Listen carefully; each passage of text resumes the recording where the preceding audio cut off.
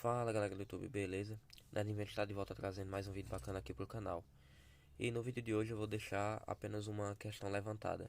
Será que é possível fazer uma máquina de solda fazendo uso de um transformador como esses? É um transformador em si bem pequeno, ele não é tão pesado.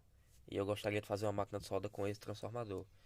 Se você já tem experiência, se você já trabalha na área de rebobinamento, deixa aí nos comentários se é possível fazer uma máquina de solda com um transformador desse. Bom, eu tô querendo fazer uma máquina de solda o mais pequena e leve possível. E esse eu acredito que foi o melhor transformador para eu fazer. Esse é um transformador retirado de forno micro-ondas, já foi retirado as bobinas.